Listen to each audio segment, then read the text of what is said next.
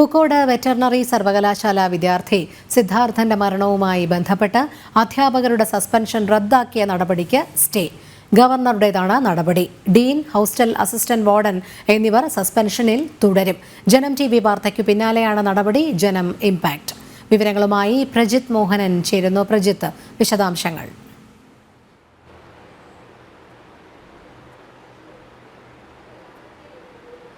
ഈ പൂക്കോട് വെറ്ററിനറി സർവകലാശാലയിലെ സിദ്ധാർത്ഥന്റെ മരണത്തിൽ ഈ സർവകലാശാലയുടെ ഡീനിനും അതോടൊപ്പം തന്നെ ഹോസ്റ്റലിലെ അസിസ്റ്റന്റ് വാർഡനും വീഴ്ച പറ്റിയെന്നുള്ളത് അന്വേഷണ കമ്മീഷൻ, ഗവർണർ നിയോഗിച്ച അന്വേഷണ കമ്മീഷന്റെ കണ്ടെത്തലായിരുന്നു.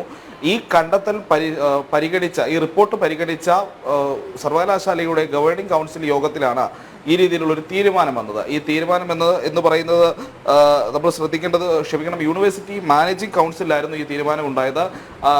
തീരുമാനം വന്നത് ഇവരെ ഈ റിപ്പോർട്ട് പരിഗണിക്കുന്ന സമയത്ത് ഭൂരിപക്ഷ അഭിപ്രായം ഇവരെ തിരിച്ചെടുക്കണമെന്നുള്ളതായിരുന്നു. ഈ ഭൂരിപക്ഷ അഭിപ്രായത്തിന് പിന്നിൽ പ്രവർത്തിച്ചത് സർവകലാശാലയിലെ ഈ മാനേജിംഗ് കൗൺസിലിൽ വരുന്ന 12 ഇടതംഗങ്ങൾ, സച്ചിൻ ദേവ് MLA അടക്കമുള്ളവർ ഇവരെ തിരിച്ചെടുക്കണമെന്ന് ആവശ്യപ്പെടുകയായിരുന്നു. VC അടക്കം 4 പേര് തീരുമാനത്തെ എതിർത്തെങ്കിലും ഭൂരിപക്ഷ തീരുമാനം എന്ന രീതിയിൽ അല്ലെങ്കിൽ അഭിപ്രായം എന്ന രീതിയിൽ അത് പരിഗണിച്ച് ഇവരെ ഒരു തരത്തിലുള്ള നടപടികളും കൂടാതെ, അതായത് ശിക്ഷാ നടപടികൾ, നിലവിൽ സസ്പെൻഷൻ നടപടികളിൽ മാത്രമാണ് അവരുള്ളത്.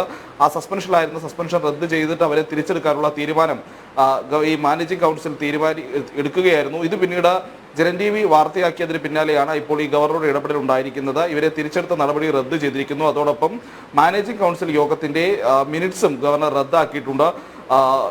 ഈ ജനം TVയുടെ വാർത്ത, അതിനൊപ്പം തന്നെ സേവ് യൂണിവേഴ്സിറ്റി ക്യാമ്പയിൻ, സിദ്ധാർത്ഥന്റെ മാതാപിതാക്കൾ തുടങ്ങിയവരും സർവകലാശാലയ്ക്കെതിരെ വലിയ രീതിയിലുള്ള വിമർശനവുമായി രംഗത്ത് വന്നിരുന്നു. പ്രത്യേകിച്ച് ഇത്തരമൊരു സംഭവത്തിൽ അന്വേഷണമൊക്കെ നടക്കുന്ന സാഹചര്യത്തിൽ കൂടി അതിൽ കുറ്റക്കാരെന്ന് പ്രാഥമിക പരിശോധന നടത്തിയ ഒരു റിട്ടയർഡ് ജസ്റ്റിസിന്റെ നേതൃത്വത്തിൽ നടത്തിയ അന്വേഷണത്തിൽ ഇവർക്ക് വീഴ്ച വന്നെന്ന് കണ്ടെത്തിയിരുന്നു. ആ വീഴ്ചയുമായി ബന്ധപ്പെട്ട കൂടുതൽ നടപടികൾ ഇവർക്കെതിരെ ഉണ്ടാകണമെന്നുള്ള ആവശ്യം ശക്തമായി നിലനിൽക്കുന്ന സമയത്തു കൂടിയാണ് ഇടതുപക്ഷ അല്ലെങ്കിൽ CPMന്റെ നേതാക്കളുടെയൊക്കെ സമ്മർദ്ദത്തിന് വഴങ്ങി ഇത്തരമൊരു തീരുമാനമെടുക്കുന്നതിലേക്ക് മാനേജിംഗ് കൗൺസിൽ പോയത്. ആ തീരുമാനത്തെ VC അടക്കമുള്ളവർ എതിർക്കുന്ന സാഹചര്യം ഉണ്ടായിട്ട് കൂടി അതിൽ നിന്ന് പിന്മാറാൻ മാനേജിംഗ് കൗൺസിൽ തയ്യാറായതുമില്ല. ഇത് പിന്നീട് വലിയ വാർത്തയാകുന്നു, വിവാദമാകുന്നു, പിന്നാലെ ഗവർണറുടെ ഇടപെടലും ഉണ്ടാകുന്നു എന്നുള്ളതാണ്. ശരി, പ്രജിത് മോഹനനാണ് വിവരങ്ങൾ നൽകിയത്.